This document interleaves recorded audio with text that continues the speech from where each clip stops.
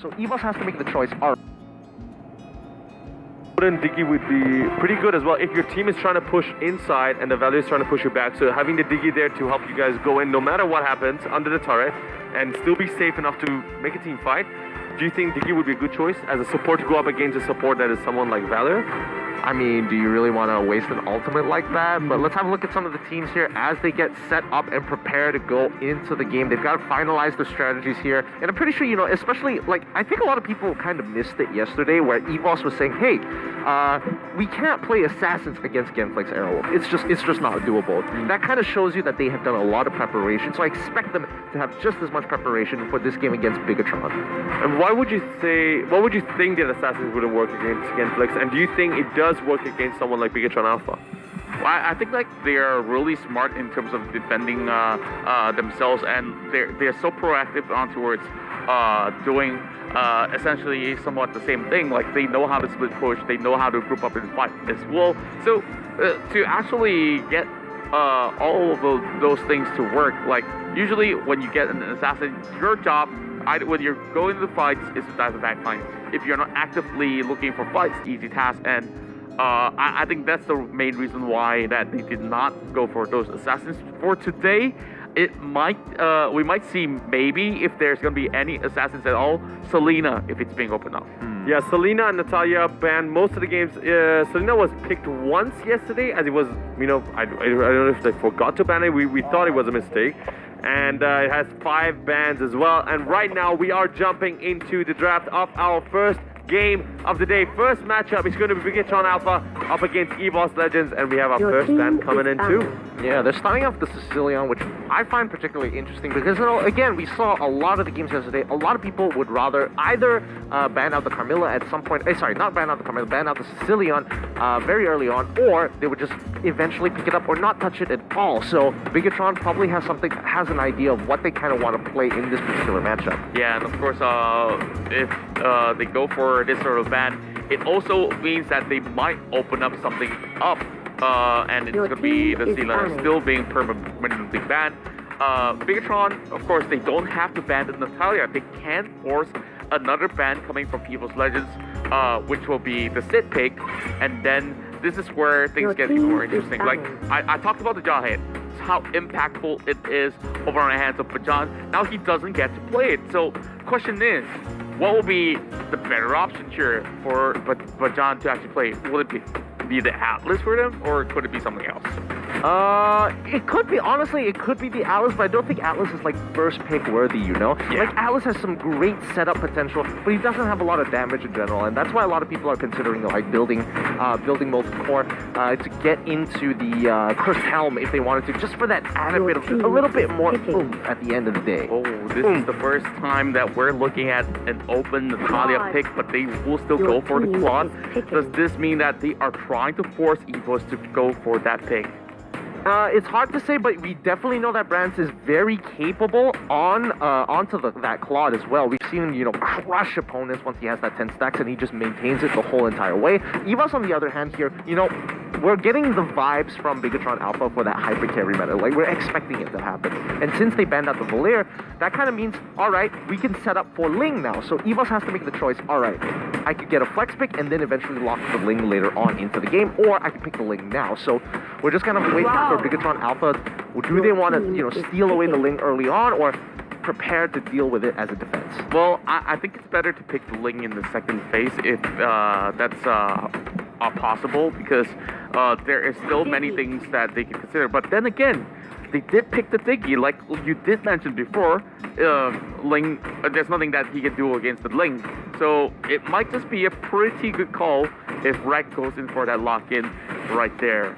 Yeah, I definitely agree. I mean, since you don't have the Valier, Diggy is your next best bet. I love the Akai pick Oh, here. yeah. It's like you need more disengage, and if they do, they are preparing to deal with an assassin of some sort. And at the end of the day, that Hurricane Dance is an extremely powerful spell to be used proactively and aggressively, and also defensively, which makes Akai, you know, a very versatile support tank in comparison to Grok, who only charges forward. Yeah, I'm looking at Cho here. He's gonna have to deal with a whole lot. And thank you very much for bringing up some of these stats. 50% win rate on that Cho for the side of Juan. So I'm really thinking that, of course, yesterday. We don't really see some great win rates on Cho on other players as well. But Akai, though we did not see him all too much, I do think that this is going to be quite a decent game to actually play this one out, and it makes sense that they locked this one in before hitting it towards phase 2.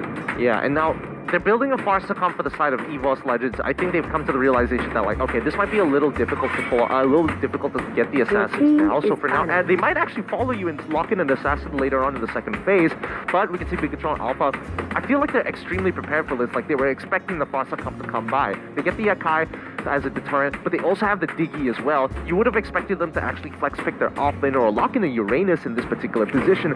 But Bigatron Alpha has shown their hand here a little bit more, so we know that they are prepared to deal with what EVOS has to offer. Uranus is going to be the ban for EVOS Legends, really nice there. I'm expecting Famos to be the pick.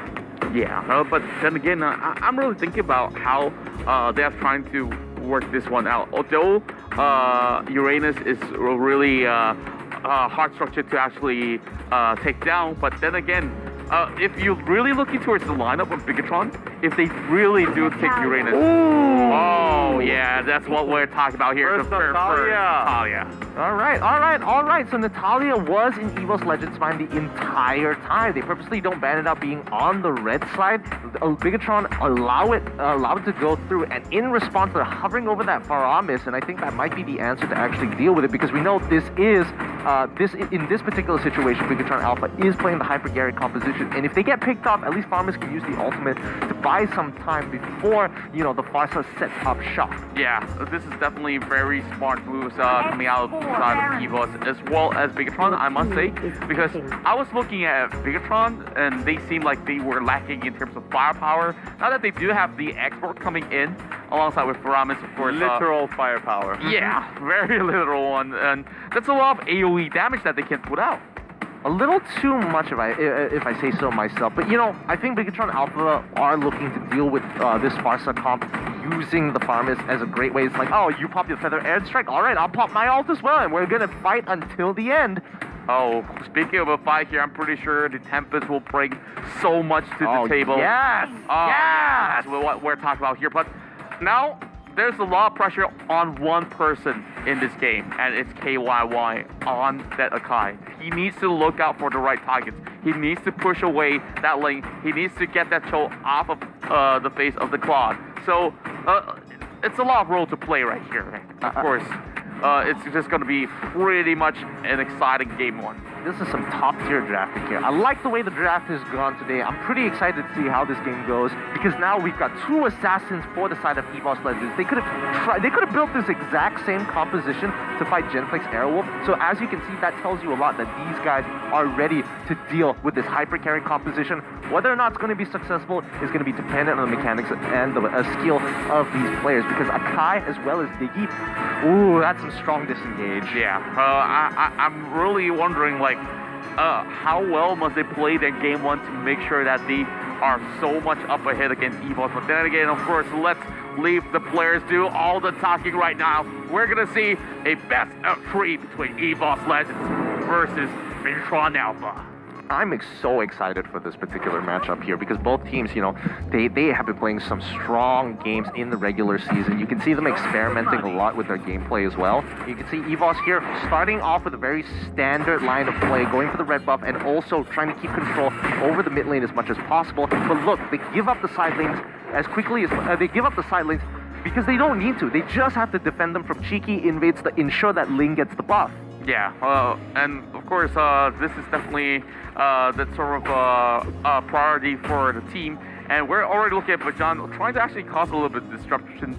But then again, there's nothing much that he can do all by himself. So the rest of the members of EVOS Legends, they are playing over on the lower river priority. So they might be able to catch out Dreams if he's not careful enough. Yeah, they have to play very, very carefully here. But the question is, when is Rexy going to start, you know, looking for picks? Because his objective right now is to slowly get the team ahead and put Bigatron Alpha behind.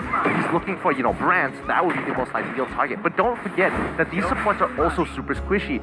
For an example, the main one being Diggy. So if Diggy is too out of position, this might be bad. Oh, but that chumps 3 people out. They're coming in all the way to the end. But what? He's already level 4. Steel Blade Tempest already comes up, but Brands does survive. And this is what I was talking about. Dreams' Diggy is super squishy. You can't just tank damage like that again. Well, I really got to give my hats off to Bajan because he's been putting up walls and he kind of know where the Diggy is at. So they have been setting up shop to actually ambush him when they did not see it coming. And of course, the link just flew by and there goes Anissa going down for 2 kills for the favor of EVO's Legends. Yeah, and Rexy utilizing that, that smoke screen to get that initial silence is such a powerful tool, especially when they don't expect you to come. So now Diggy has to play this kind of mind game in Natalia. Do I need to pop my ult extra early so I don't get stuck in that silence? Because if he does, he's gonna pop in like half a second. And now Rekt on the top side against KYY, nothing much is going to happen, but you can see Rexy continuously trying to put pressure against Bigetron Alpha. It feels like they can't walk out into the river anymore. Yeah, it's definitely so scary to deal with the Natalia, who's most of the time not visible to the enemy's line of sight. Of course, Feather Airstrike has already been utilized by Luminaire. The cooldowns are pretty much bearable, so he will be able to actually spam that one in, while KY will be able to actually secure the out of corner of the river, while Bajan pretty walks away for sure. And I'm looking at the bottom side, which is pretty much empty for the side of EVO, so this gives so much room for the Export to really hit those levels, get those items up, and not worry all too much. Yeah, but just look at this. Like every single time, Xborg needs to kind of do something with his priority. Oh, did he steal away? No, he didn't. Luminaire wasn't able to get the blue buff here, and now he's in trouble as KYY aggressively using the Hurricane Dance to ensure that the Foxa dies here. He goes down. Rance needs to kind of hide around a little bit more, wait for the opportunity. He does see the link. He's waiting for it until he goes back with the battle mirror image, but the rest of the team has now been caught off guard. They've got no more abilities. Bravo is here for the last insanity, ensuring Rex is going to go down. Amnesia is the next to fall as Rexy and Bajan need to clear on out. Rexy is the next to fall. The Faramis has already popped his ultimate and they've already profited from his death. My goodness me, I'm looking at both sides here maneuvering that fight so well. They knew how to actually pull the trigger and actually pounce back when necessary. Look at Bigetron. Now they're pretty much all even up against EVOS, but we're having a little bit more situation. But we're hopping back to the replay brought to you by Realme to see what really went on. Of course, KYY has already used the Hurricane Dance, and Rekt, he was looking for Dreams, and Bajan will be able to finish the job, but he walks straight towards the side of Bravo, where, of course, this is a really tough export to deal with. When with Faramis being all the way up front, he will be able to reap the reward. Oh, looks like there's a little bit more of a fight. Juan breaks the Firaga armor coming in from Bravo. He's forced to back away here to heal up, get his armor back, but they don't have priority over Turtle, so EVOS should be A-okay here. Look at KYY. He's still being a little ballsy here. He's walking forward. He knows he's unkillable for now at this stage of the game, so he's going to take advantage of it. Yeah, to give us advantages. We're always seeing a lot of all these sort of better airstrikes coming out from that Forza and trying to actually pull them down pretty low. Now, Juan won't be able to actually get the turret in time, can he? It seems like he's still going to try no matter what, and it might just be a little bit of that sort of sticky situation for him, but another kill goes over towards the side of him. Oh no, Bajan accidentally walled off his own teammate there. Unfortunate for Luminaire, he's going to be going down. Anicia, there's no point for him to die as of yet, but Juan able to heal up very fast and gets a solo kill onto the export. Bajan going to be the next person to fall. No! Rance doesn't have enough damage just yet. Looks like he hasn't finished. He hasn't completed the Demon Hunter Sword, which he really, really needs. And the backline just instantly pops him. Rexy, where did that damage come from? Oh my! I mean, I'm looking at so many of all these solo kills coming out, and like in the mid lane, the fight never ends. Oh, they managed to catch over Dreams. And whoa, the Diggy did not even have time to respond. They'll be able to actually secure this buff as well. For an airstrike here, secure that buff in their hands. You know, we don't usually talk about this, but for this particular composition of EVOS Legends, a lot of it has to do with tempo. And right now, EVOS is playing at a much faster pace in comparison to Bigetron Alpha, and they're taking advantage of that. So after one kill goes down, if anybody is kind of straggling and unsure, or has a split second to think about where should I be on the map right now, EVOS immediately pounces on them and looks to punish it as quick as possible. Yeah, and of course, I'm really looking at all these very fat carries here coming from EVOS, and they can just walk right in as they please. Look at Bajan, he's trying to steal it away, and he might be successful, and that wall charge is going to hit over on the brands. EVOS Legends knows how to actually back away not going further deep in towards the jungle. What a great way to punish Turtle Bigatron Alpha. resurrecting Red buff is soon. so important. Oh, Minotaro again. Rexy, he grabs again once more. And a meta kill coming in for Blink to ensure the kills at the back line. KYY can't do anything. Luminaire just easily transforms into his hunters, into the hunter form, and instantly pops him with a feathered airstrike. My goodness, Evos is getting great picks. Rexy once more. Anicia is going to be the next on the chopping block. Wow, like he managed to actually escape from death. But look at how they work so efficiently. They are playing so aggressive that they don't even know how to target which player right now. Like, if you are in the seat of Bigatron, who do you need to take down first? I mean, I think Bigatron have to start slowly playing this game and recollect themselves, because a lot of it has to do with EVOS getting the initial pick on their most important player, and that's going to be Brands at this point of time. And it's really, really difficult. Like, I can't imagine what Diggy has to be thinking. Like, do I pop the ultimate now? Do I have to pop it beforehand? Because that silence really made a huge difference. Yeah, I gotta say that that's definitely a very big factor in all these fights. And for BTR here, all they can do right now is just to stall it all up until they get some items back up. And then, who knows, they're still waiting for Brands to actually pop up. And speaking of which, this is definitely them bleeding even further with the Braum Race takedown. Yeah, and Farmers didn't even have the opportunity to drop his ult to hopefully buy some time for the team. In terms of tempo, EVOS in full control here. They've got a 9k goal lead very early on, and BTR just kind of struggling to find their footing in the game. I think they might have to sacrifice a lot of their auto turns until the inhibitors, because at least then they don't really have to worry about getting picked off in the jungle. Yeah, and speaking of which, there's going to be a little bit more of that pressure coming up, because over the bottom side of the river, we're going to see a little bit of a spawn off the Lord, so they might want to contest, but my good advice, don't get anywhere closer. Yeah, there's no way Bigatron Alpha is going to be able to take any of their buffs at this point in time. Like, Ling is really, really big. Natalia is literally gatekeeping them. Oh my goodness, the damage from Juan. Bravo does survive because of his immortality, so he gets an extra life this time, but he can't walk out like that ever again. Yeah, of course, it's going to take quite a while before that immortality cooldown comes back up. Lord, But John, soon. he's just waiting and waiting. He's just kind of like creating this sort of pressure where, okay, he knows that he can't be taken down, and it will take a lot of effort.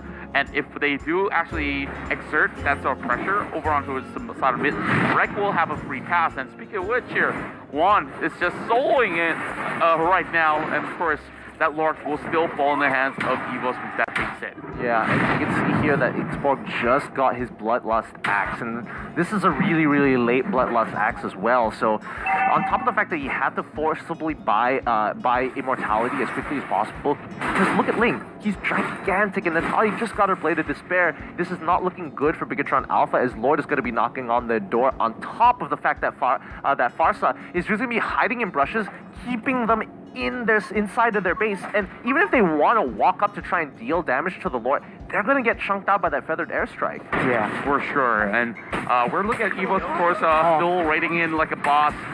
Oh, this is just so hard for the side of Bigatron, but right now they've already set up this sort of push over top side, bottom side as well. They are balancing everything to crash right in, as we are looking at the Lord slowly making sure that all these other BTR members are occupied. Here comes the team fight coming in. Yeah, they're going to force it as quickly as possible. But John, once again, he is sticking close to the wall to ensure that he is immune to CC. The rest of the team trying to look for a push, but you can see Natalia on the bottom side as well as Link. Pharsa just being so oppressive. Every single time they walk out, even a little bit, they get punished. Okay, YY tries to make a play. However, he misses and whiffs. He goes down even with a flicker. Juan ensures the kill. Wow, like he just waited for the right moment, and that wall charge just hit over on towards some of all the members of Bigatron, and the feathered airstrike was timed so well.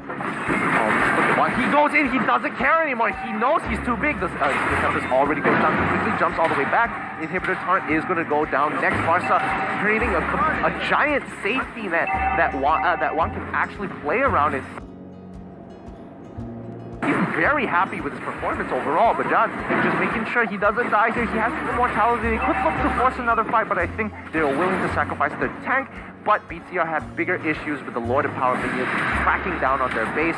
Once again, just complete oppression from EVOS, especially with that Farsa. This is just so unbelievably annoying. Yeah, just look at the goal charts here and it tells you so much about how EVOS is playing. Like, there's not a single tick of a blue on that graph. Like, they have dominated ever since the early game. Yeah, and it's really frustrating. A lot has to be credited to Rexy for turning the tides, because you know Diggy's ultimate is powerful, but if you can't even use it while in the smoke screen, it's just not worth it anymore. Yeah, and of course a little bit of that replay as we saw that sort of feathered airstrike coming in, almost taking down Anissa as well, and the damage being caused there by Ling almost finds the kill over onto his friend. And though Bajan was brought down solo, he pops his immortality, and BTR, they were so occupied on clearing all the waves, they just let him through alive. Yeah, I don't think they have much of a choice. Bigatron, they just have to hold out in their base for as long as possible. As you can see, 55 more seconds until the next Lord is going to come through. EVOS Legends just making sure, you know, they don't have to do anything at this point, right? They're letting the waves kind of push out towards them, because the minions, as you can see, are going to continuously start pushing. They've taken out every single inhibitor turret, and Bigatron Alpha just has to sit in their base and absorb the waves as much as they can. Yeah, they're just waiting for the right moment to engage coming from EVOS.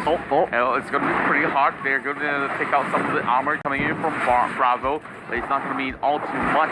He can easily regain that sort of shield that he has. But, you know, 20 more seconds before, you know, Luminous Lord comes up right in. So maybe this might just be a great green light for EVOS Legends to secure the game. You know, personally, I would, because of the lead EVOS has developed here, I would have liked them to force the fight in the base of Bigatron Alpha, but I think they also realize there's no real point to do so. They're just going to that feather airstrike just chunked out 4 members of the side of Bigatron Alpha. This just means that Ling is pretty much going to solo the Luminous Lord by himself, and the rest of the team is going to gatekeep around the base to ensure that nobody stops his progress. Yeah, and I think it's going to be 2 times in a row that he'll be able to actually get this one safely. But John with the big wall charge and towards that fight, as they will disrupt BTR and force them to retreat once again. But Dragon will remain late as well. They're looking for this, going in for that Wave of the Dragon over on the side of Bravo. But it will be KY here being knocked up.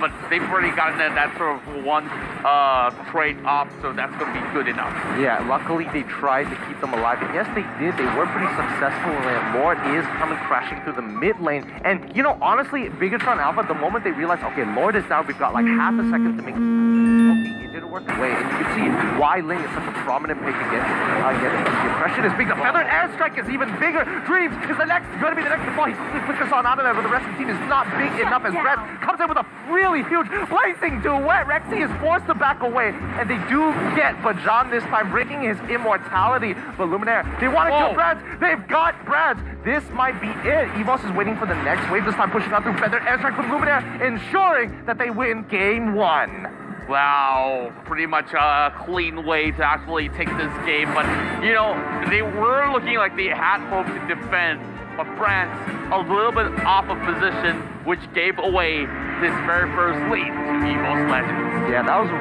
really good game overall. Like again, Natalia shouldn't be let through for the most part about it. They kind of forgot about it. And